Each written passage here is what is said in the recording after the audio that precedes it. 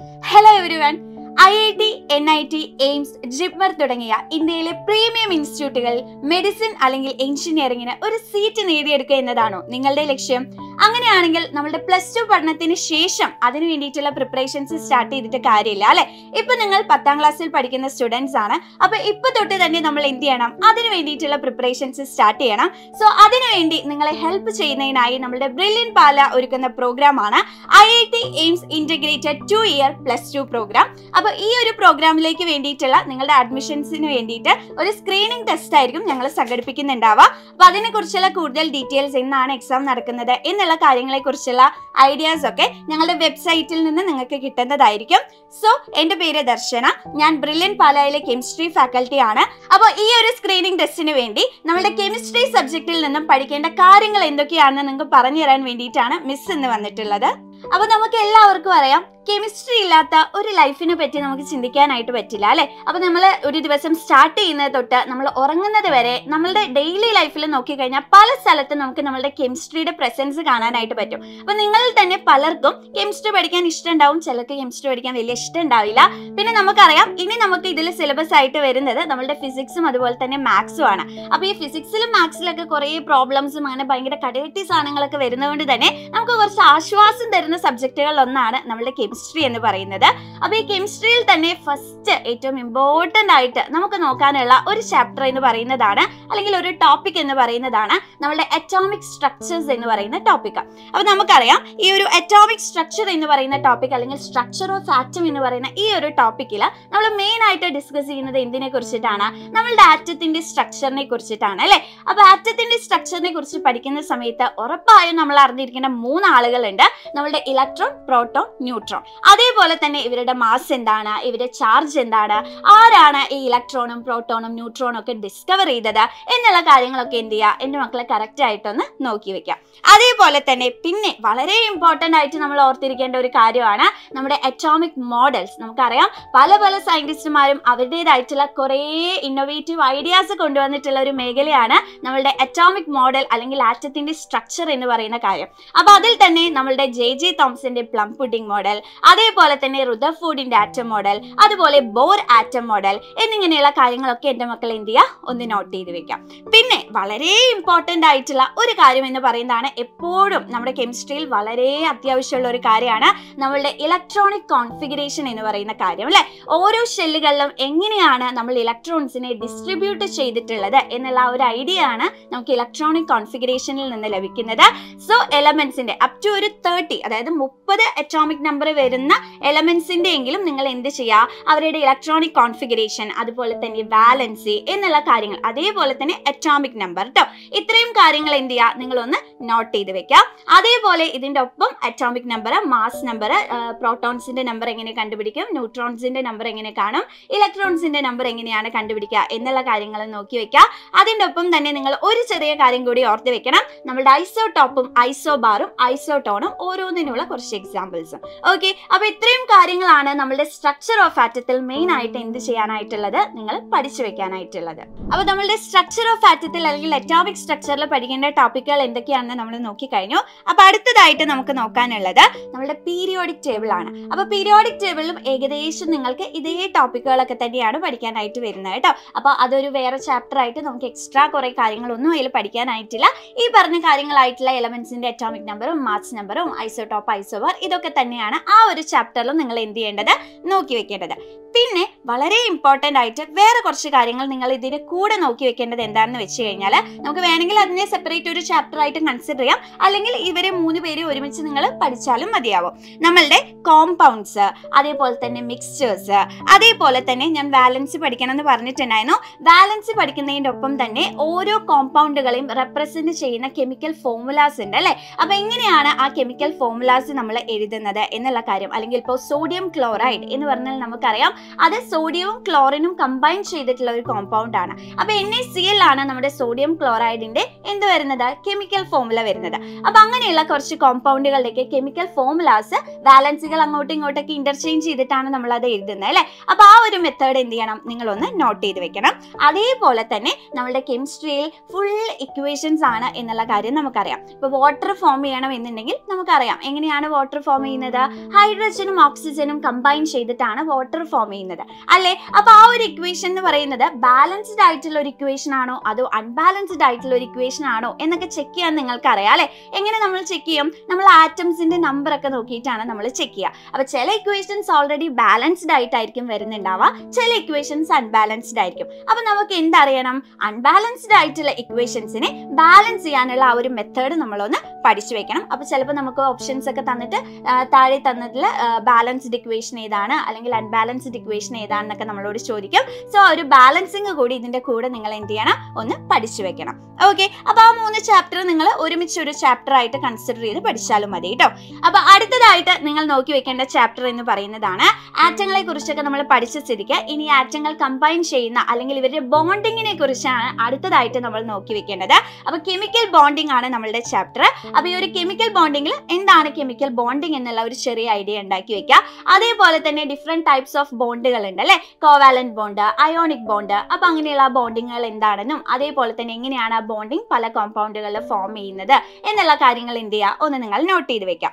അതേപോലെ തന്നെ electron dot diagram. എന്താണ് ഇലക്ട്രോൺ ഡോട്ട് ഡയഗ്രാം എന്നുള്ള കാര്യം നിങ്ങൾക്ക് ഓർമ്മയില്ലേ? നമുക്ക് ബോണ്ടിങ് പഠിക്കുമ്പോൾ അതിൽ അത്യാവശ്യമായിട്ട് വേണ്ട ഒരാളാണ് നമ്മളുടെ ഇലക്ട്രോൺ ഡോട്ട് ഡയഗ്രാം എന്ന് പറയുന്നത്.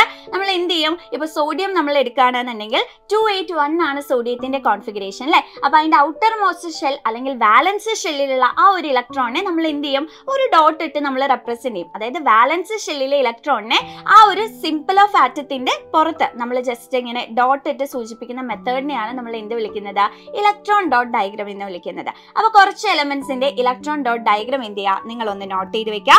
അതേപോലെ തന്നെ ഇലക്ട്രോൺ നെഗറ്റിവിറ്റി, അതുപോലെ ഇലക്ട്രോൺ നെഗറ്റിവിറ്റി മെഷർ ചെയ്യുന്ന നമ്മളുടെ പോളിംഗ് സ്കെയിൽ ഒക്കെ ഉണ്ട് അല്ലെ. അപ്പൊ അതിൽ ഏറ്റവും കൂടുതൽ ഇലക്ട്രോൺ നെഗറ്റിവിറ്റി കാണിക്കുന്നത് ആരാണ് എന്നുള്ള ആ പോയിന്റുകൾ നിങ്ങളൊന്ന് നോക്കി വെക്കാം. പിന്നെ നേരത്തെ പറഞ്ഞ കാര്യം തന്നെയാണ് ആ ഒരു ചാപ്റ്ററിൽ നമുക്ക് എന്ത് വരുന്നുണ്ട്, കെമിക്കൽ ഫോർമുല വരുന്നുണ്ട്. അപ്പൊ ഈ കെമിസ്ട്രി നോക്കുന്ന സമയത്ത് ചില ടോപ്പിക്കുകൾ എന്ത് വരുന്നുണ്ട്, റിപ്പീറ്റഡ് ആയിട്ടൊക്കെ വരുന്നുണ്ട്. അപ്പൊ ഒരു ചാപ്റ്ററിൽ പഠിച്ചാൽ തന്നെ അത് തന്നെയായിരിക്കും ചിലപ്പോൾ അടുത്ത ചാപ്റ്ററിലും വരുന്നുണ്ടാവുക. ഓക്കെ, അപ്പൊ കെമിക്കൽ ബോണ്ടിങ്ങിൽ ഇത്രയും കാര്യമാണ് നമുക്ക് നോക്കാനായിട്ടുള്ളത്. അപ്പോൾ അടുത്തതായിട്ട് നമുക്ക് നോക്കാനുള്ള ചാപ്റ്റർ എന്ന് പറയുന്നത് ആസിഡ് ബേസ് സോൾട്ട് എന്ന് പറയുന്ന ചാപ്റ്റർ ആണ്. അപ്പൊ ഈ ഒരു ചാപ്റ്ററിൽ എന്താണ് ആസിഡ്, എന്താണ് ബേസ്, എന്താണ് സോൾട്ട് എന്നുള്ള ഒരു ഐഡിയ ഉണ്ടാക്കി വെക്കുക. അതേപോലെ തന്നെ നമുക്ക് തന്ന ഒരു സബ്സ്റ്റൻസ് ആസിഡ് ആണോ ബേസ് ആണോ എന്നൊന്നും നമുക്ക് കണ്ടു കഴിഞ്ഞാൽ മനസ്സിലാവില്ല അല്ലെ. ഇപ്പോ നമ്മൾ ഒരു നാരങ്ങ എടുക്കുന്ന സമയത്ത് നമുക്കറിയാം ആ ഒരു ലെമണിൽ എന്ത് പ്രസന്റ് ആണ്, സിട്രിക് ആസിഡ് പ്രസന്റ് ആണ് എന്നുള്ള കാര്യം നമുക്കറിയാം. അപ്പൊ നമുക്ക് വേണമെങ്കിൽ ആ ഒരു നാരങ്ങേനെ ജസ്റ്റ് ടേസ്റ്റ് ചെയ്ത് കഴിഞ്ഞാൽ അതിന് എന്തുണ്ടാവും, ഒരു സോർ ടേസ്റ്റ് ഉണ്ടാവും. അപ്പൊ നമുക്ക് എന്തറിയാം, സോർ ടേസ്റ്റ് ഉള്ള ആൾക്കാരാണ് നമ്മളുടെ ആസിഡ്സ് എന്ന് പറയുന്നത്. അതുപോലെ ബിറ്റർ ടേസ്റ്റ് ഉള്ള ആൾക്കാരാണ് നമ്മളുടെ ബേസസ് എന്നൊക്കെ പറഞ്ഞാണ് നമ്മൾ പഠിക്കുന്നത്. അപ്പൊ എല്ലാ ആൾക്കാരും നമുക്ക് എന്ത് ചെയ്യാൻ പറ്റില്ല, ഇതേപോലെ ടേസ്റ്റ് ചെയ്ത് നമുക്ക് കണ്ടുപിടിക്കാൻ പറ്റില്ല അല്ലെ. കുറച്ച് ഹൈഡ്രോക്ലോറിക് ആസിഡോ സൾഫ്യൂരിക് ആസിഡോ എടുത്ത് കുടിച്ച് അതിന് സോർ ടേസ്റ്റ് ആണോ നമുക്ക് നോക്കാൻ പറ്റുമോ, ഇല്ല. അപ്പൊ അങ്ങനെയുള്ള സിറ്റുവേഷനിലാണ് നമ്മൾ ആരെ യൂസ് ചെയ്യാൻ തുടങ്ങിയത്, നമ്മളുടെ ഇൻഡിക്കേറ്റേഴ്സിനെ നമ്മൾ യൂസ് ചെയ്യാൻ തുടങ്ങിയത്. അപ്പൊ കുറെ ആൾക്കാരെ ഇൻഡിക്കേറ്റേഴ്സ് ആയിട്ട് മക്കൾ ഓൾറെഡി പഠിച്ചിട്ടുണ്ടായിരിക്കും. നമ്മളുടെ ലിറ്റ്മസ് ആയിക്കോട്ടെ, അതേപോലെ തന്നെ നമ്മളുടെ റെഡ് ക്യാബേജ് ആയിക്കോട്ടെ, അതുപോലെ ഹിബിസ്കസ് ആയിക്കോട്ടെ, അതേപോലെ ഫിനോഫ്തലിൻ, മീഥൈൽ ഓറഞ്ച്, അങ്ങനെ ഒരുപാട് ആൾക്കാർ, ടേമറിക്, ഇതൊക്കെ നിങ്ങൾ എന്താണ് ഇൻഡിക്കേറ്റേഴ്സ്, അവരുടെ കളർ ചേഞ്ച് ആസിഡിൽ എങ്ങനെയാണ് ബേസിൽ എങ്ങനെയാണ് എന്നുള്ള കാര്യങ്ങളൊക്കെ നിങ്ങൾ പഠിച്ചിട്ടുണ്ടാവും അല്ലെ. അപ്പൊ ആ ഇൻഡിക്കേറ്റേഴ്സും അവരുടെ കളർ ചേഞ്ചും അതിനെ കുറിച്ചുള്ള ഒരു ഐഡിയ നിങ്ങൾ ഉണ്ടാക്കി വെക്കുക. അതേപോലെ തന്നെ പിന്നെ എങ്ങനെയാണ് നമ്മളുടെ ആസിഡ്സ് മെറ്റൽസുമായിട്ട് റിയാക്ട് ചെയ്യുന്നത്, അങ്ങനെ അവർ റിയാക്ട് ചെയ്ത് കഴിഞ്ഞു കഴിഞ്ഞാൽ ഏത് ഗ്യാസ് ആണ് അവിടെ പ്രൊഡ്യൂസ് ചെയ്യപ്പെടുന്നത്, അതൊക്കെ ഇമ്പോർട്ടന്റ് ആയിട്ടുള്ള പോയിന്റ് ആണ് കേട്ടോ. അതേപോലെ തന്നെ നമ്മളുടെ ആസിഡും ബേസും തമ്മിൽ പരസ്പരം റിയാക്ട് ചെയ്ത് കഴിഞ്ഞാൽ അവിടെ എന്താണ് നടക്കുന്നത്, ആ ഒരു പ്രോസസ്സിന് നമ്മളൊരു പേരൊക്കെ പറയാറുണ്ട്. ആസിഡും ബേസും റിയാക്ട് ചെയ്ത് കഴിഞ്ഞാൽ ആ ഒരു പ്രോസസ്സിന് നമ്മൾ എന്താ വിളിക്കുക, ന്യൂട്രലൈസേഷൻ റിയാക്ഷൻ എന്നാണ് വിളിക്കുക. കറസ്പോണ്ടിങ് ആയിട്ട് അവിടെ പ്രൊഡ്യൂസ് ചെയ്യുന്നത് നമ്മളുടെ സോൾട്ടും വാട്ടർ ആയിരിക്കും. അപ്പൊ അവിടേക്ക് ഉണ്ടാവുന്ന പ്രോഡക്റ്റുകൾ ഏതൊക്കെയാണ് എന്നുള്ള കാര്യം നിങ്ങൾ എന്ത് ചെയ്യുക, നോട്ട് ചെയ്ത് വെക്കണം. അതേപോലെ തന്നെ നമ്മളുടെ മെറ്റാലിക് ആൻഡ് നോൺ മെറ്റാലിക് ആയിട്ടുള്ള ഓക്സൈഡുകൾ എങ്ങനെയാണ് ആസിഡും ബേസുമായിട്ട് റിയാക്ട് ചെയ്യുന്നത്. പിന്നെ നിങ്ങൾ നോട്ട് ചെയ്യേണ്ടത് pH വാല്യൂ ആണ്. അപ്പൊ നമുക്കറിയാം pH വാല്യൂവിനെ ബേസ് ബേസ് ചെയ്തുകൊണ്ട് നമ്മൾ ആസിഡ്സും ബേസും ന്യൂട്രലും ഒക്കെ എന്താണെന്ന് എക്സ്പ്ലെയിൻ ചെയ്യാറുണ്ട് അല്ലെ. അപ്പൊ pH വാല്യൂ ആസിഡിന് എത്രയാണ് വരുന്നത്, ബേസിന് എത്രയാണ് വരുന്നത്, നമ്മളുടെ വാട്ടർ എടുക്കുമ്പോൾ അല്ലെങ്കിൽ ന്യൂട്രൽ ആയിട്ടുള്ള ആളുകൾക്ക് എന്താണ് pH വാല്യൂ വരുന്നത്. അപ്പൊ ആ ഒരു ഐഡിയ നിങ്ങൾ ഉണ്ടാക്കി വെക്കുക. പിന്നെ അവസാനമായിട്ട് ഈ ഒരു ആസിഡ് ബേസ് സാൾട്ടിൽ നിങ്ങൾ ഓർത്ത് വെക്കേണ്ട ഒരു കാര്യം എന്ന് പറയുന്നത് ഈ ഒരു pH വാല്യൂന്റെ ഇമ്പോർട്ടൻസ് നമ്മളുടെ ഡേ ടു ഡേ ലൈഫ് അല്ലെങ്കിൽ നമ്മുടെ എവറിഡേ ലൈഫിൽ എന്താണ് pH വാല്യൂന്റെ ഇമ്പോർട്ടൻസ്, എവിടെയൊക്കെയാണ് നമ്മൾ അത് യൂസ് ചെയ്യുന്നത് എന്നുള്ള ആ ഒരു കാര്യങ്ങളും നിങ്ങൾ എന്ത് ചെയ്യുക, ഒന്ന് നോട്ട് ചെയ്ത് വെക്കാം. ദെൻ അതിനുശേഷം പിന്നെ നമ്മൾ നോക്കാൻ പോകുന്ന ചാപ്റ്റർ എന്ന് പറയുന്നത് മെറ്റൽസ് ആൻഡ് നോൺ മെറ്റൽസ് എന്ന് പറയുന്ന ചാപ്റ്റർ ആണ്. അപ്പൊ ഈ ഒരു മെറ്റൽസ് ആൻഡ് നോൺ മെറ്റൽസ് എന്ന് പറയുന്ന ചാപ്റ്ററിൽ നമ്മൾ ആദ്യം തന്നെ കുറച്ച് മെറ്റൽസിനെയും അതേപോലെ തന്നെ നോൺ മെറ്റൽസിനെയും നിങ്ങളൊന്ന് മനസ്സിലാക്കി വെക്കുക. അവരുടെ ഫിസിക്കൽ പ്രോപ്പർട്ടീസ് എന്തൊക്കെയാണെന്ന് മനസ്സിലാക്കി വെക്കുക. അപ്പൊ നമുക്കറിയാം ജനറലി നോക്കുന്ന സമയത്ത് നമ്മളുടെ മെറ്റൽസ് എന്ന് പറയുന്നത് മാലിയബിൾ ആണ്, ഡക്റ്റൈൽ ആണ്, സൊണോറസ് ആണ്, ലെസ്റ്റർ ഉണ്ട് എന്നുള്ള കാര്യങ്ങളൊക്കെ നമ്മൾ പറയും അല്ലെ. അപ്പൊ എന്താണോ നമ്മളുടെ മെറ്റൽസിന്റെ പ്രോപ്പർട്ടീസ് വരുന്നത് അതിന്റെ നേരെ ഓപ്പോസിറ്റ് ആയിരിക്കും ആദ്യ പ്രോപ്പർട്ടീസ് വരുന്നുണ്ടാവുക, നമ്മുടെ നോൺ മെറ്റൽസിന്റെ പ്രോപ്പർട്ടീസ് വരുന്നുണ്ടാവുക. എന്നാൽ ഇതിലെല്ലാം എന്ത് വരുന്നുണ്ടാവും, ചില എക്സെപ്ഷണൽ കേസുകൾ വരുന്നുണ്ടാവും. ആ എക്സെപ്ഷണൽ കേസുകൾ വളരെ ഇമ്പോർട്ടന്റ് ആണ്. അപ്പൊ അതെന്ത് ചെയ്യണം, അവരെ ഒന്ന് നന്നായിട്ട് ഓർത്ത് വെക്കുക കേട്ടോ. അപ്പൊ physical properties of metals and non metals നോക്കി വെക്കാം. അതേപോലെ തന്നെ എങ്ങനെയാണ് നമ്മളുടെ മെറ്റൽസ് ഓക്സിജൻ ആയിട്ടും വാട്ടർ ആയിട്ടും ആസിഡ്സ് ആയിട്ടും അതേപോലെ തന്നെ വേറെ സോൾട്ട് സൊല്യൂഷൻസ് ആയിട്ടൊക്കെ റിയാക്ട് ചെയ്യുന്നത് എന്നുള്ള അവരുടെ റിയാക്ഷൻസ് ഒന്ന് നോക്കി വെക്കാം. അതേപോലെ തന്നെ റിയാക്ടിവിറ്റി സീരീസ്. ഓക്കെ, നമുക്കൊരു സീരീസ് ഉണ്ട് മെറ്റൽസിന്റെ റിയാക്ടിവിറ്റി സീരീസ് അല്ലെങ്കിൽ ആക്ടിവിറ്റി സീരീസ് എന്നാണ് പറയാ അല്ലെ. അപ്പൊ ആ റിയാക്ടിവിറ്റി സീരീസിന്റെ ഓർഡർ ഓർത്ത് വെക്കുക. ആ റിയാക്ടിവിറ്റി സീരീസ് അറിഞ്ഞാലാണ് പല റിയാക്ഷൻസും പോസിബിൾ ആണോ അല്ലേ എന്നുള്ള കാര്യങ്ങളൊക്കെ നമുക്ക് ചെക്ക് ചെയ്യാനായിട്ട് പറ്റുന്നത്. ഓക്കെ, പിന്നെ എന്തുണ്ട്, നമുക്ക് മെറ്റൽസിന്റെ എക്സ്ട്രാക്ഷൻ പ്രോസസ്സുകൾ പഠിക്കാനുണ്ട്. അതേപോലെ തന്നെ ഈ മെറ്റൽസിന്റെ പുറത്ത് നമ്മളുടെ അറ്റ്മോസ്ഫിയറിലുള്ള ഓക്സിജനും പല കോമ്പൗണ്ട്സും അതുപോലെ തന്നെ മോയ്സ്ചറും ഒക്കെ റിയാക്ട് ചെയ്ത് കഴിയുമ്പോൾ അവർ മെല്ലെ മെല്ലെ മെല്ലെ ഡിസ്ട്രക്ട് ചെയ്യുന്ന ആ ഒരു പ്രോസസ് ആയിട്ടുള്ള കൊറോഷൻ എന്ന് പറയുന്ന ആ ഒരു പ്രോസസ്സ് കൂടി എന്ത് ചെയ്യണം, നിങ്ങളൊന്ന് ഓർത്ത് വെക്കണം. കൊറോഷനിലൊക്കെ ആകെ നമുക്ക് പഠിക്കാനുള്ള ഒരു 2-3 കാര്യങ്ങളേ ഉള്ളൂ. റസ്റ്റിംഗ് എന്താണെന്നൊന്ന് നോക്കുക. അതേപോലെ തന്നെ നമ്മളുടെ സിൽവർ ആർട്ടിക്കിൾസ് ഒക്കെ അതിന്റെ കളറൊക്കെ ടെർണിഷ് ചെയ്യുന്നത് നിങ്ങൾ കണ്ടിട്ടുണ്ടാവും അല്ലെ. അപ്പൊ ആ ഒരു ടെർണിഷിങ് ഓഫ് സിൽവർ, അതേപോലെ തന്നെ നമ്മളുടെ കോപ്പർ വെസൽസ് ഒക്കെ നമ്മൾ നോക്കുന്ന സമയത്ത് അതിലൊരു ഗ്രീൻ കളർ കോട്ടിംഗ് ഒക്കെ ഫോം ചെയ്യാറില്ലേ. അപ്പൊ അങ്ങനെയുള്ള കുറച്ച് കാര്യങ്ങളാണ് നമുക്ക് കൊറോഷനിൽ എന്ത് ചെയ്യാനുള്ളത്, നോക്കാനായിട്ടുള്ളത്. അപ്പൊ ഇത്രയും കാര്യങ്ങളാണ് നമ്മളുടെ മെറ്റൽസ് ആൻഡ് നോൺ മെറ്റൽസ് എന്ന് പറയുന്ന ആ ഒരു ചാപ്റ്ററിൽ നമുക്ക് പഠിക്കാനായിട്ടുള്ളത്. അപ്പൊ നമ്മളിപ്പോ കുറെ ചാപ്റ്റേഴ്സിൽ പഠിക്കേണ്ട ടോപ്പിക്കുകൾ എന്തൊക്കെയാണെന്ന് ഡിസ്കസ് ചെയ്തു അല്ലെ. അപ്പൊ നമ്മളുടെ ലാസ്റ്റ് ആൻഡ് ഫൈനൽ നമ്മുടെ കെമിസ്ട്രി ആണ്. അപ്പൊ കെമിസ്ട്രിയിൽ ഓർഗാനിക് കെമിസ്ട്രി ഇല്ലാതെ നമുക്ക് ഒന്നും പഠിക്കാനായിട്ട് പറ്റില്ല എന്ന് നിങ്ങൾക്ക് അറിയാം. അപ്പൊ ലാസ്റ്റ് ആയിട്ട് നമുക്ക് നമ്മുടെ ഓർഗാനിക് കെമിസ്ട്രിയിൽ നമുക്ക് എന്തൊക്കെയാണ് പഠിക്കാനുള്ളതെന്നാണ് നോക്കുന്നത്.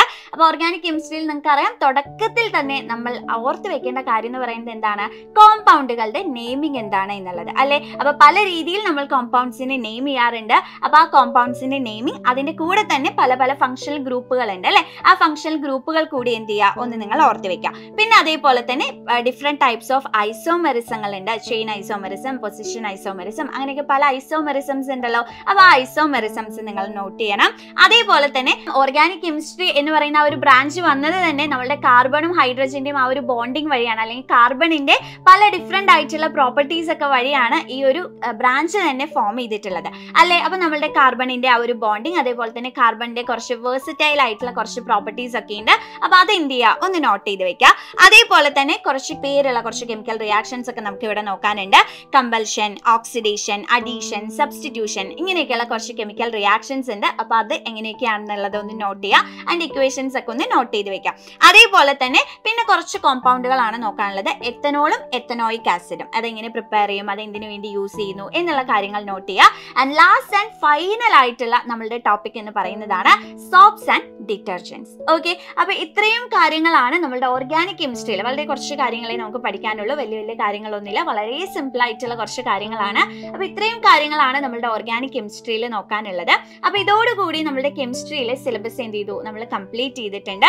അപ്പൊ നിങ്ങളിപ്പോ നോക്കുമ്പോൾ കുറെയൊക്കെ നിങ്ങൾക്ക് അറിയുന്ന കാര്യങ്ങളാവും, കുറച്ചൊക്കെ നിങ്ങൾക്ക് അറിയാത്ത കാര്യങ്ങളാവും അല്ലെ. അപ്പൊ അറിയുന്നതാണെങ്കിലും അറിയാത്തതാണെങ്കിലും നമ്മളിത് ഈ സിലബസ് വെറുതെ കേട്ടു അല്ലെങ്കിൽ നമ്മൾ വെറുതെ ഇരുന്ന് പഠിച്ചു എന്നതുകൊണ്ട് നമുക്ക് എന്ത് ചെയ്യാൻ പറ്റില്ല, നമ്മളുടെ എക്സാം ക്ലിയർ ചെയ്യാനായിട്ട് ചെയ്യാനായിട്ട് നമുക്ക് പറ്റില്ല. അപ്പോൾ രജിസ്റ്റർ ചെയ്ത കുട്ടികൾക്കെല്ലാമായിട്ട് നമ്മൾ മോക്ക് ടെസ്റ്റുകൾ കണ്ടക്ട് ചെയ്യുന്നുണ്ടായിരിക്കും. അപ്പോൾ നിങ്ങൾക്ക് എന്ത് ചെയ്യാം, ആ മോക്ക് ടെസ്റ്റുകളൊക്കെ അറ്റൻഡ് ചെയ്യാം. കാരണം നമ്മൾ പഠിച്ച കാര്യങ്ങൾ നമ്മളൊന്ന് എക്സാം എഴുതിയാലാണ് അത് എത്രത്തോളം നമുക്ക് ഓർമ്മയുണ്ട്, എത്രത്തോളം ഫാസ്റ്റ് ആയിട്ട് നമുക്ക് ചെയ്യാൻ പറ്റുന്നുണ്ട്, നമുക്ക് നന്നായിട്ട് അതിനെക്കുറിച്ചുള്ള കാര്യങ്ങൾ തിങ്ക് ചെയ്യാൻ പറ്റുന്നുണ്ടോ എന്നുള്ള കാര്യങ്ങളൊക്കെ നമുക്ക് മനസ്സിലാവുള്ളൂ അല്ലേ. അപ്പോൾ പഠിച്ച കാര്യങ്ങൾ എപ്പോഴും നമ്മൾ എന്ത് ചെയ്യണം, ഒന്ന് എക്സാം ഒക്കെ എഴുതി നോക്കണം. എന്നാൽ മാത്രമാണ് അതിൻ്റെ റിസൾട്ട് നമുക്ക് മനസ്സിലാവുള്ളൂ.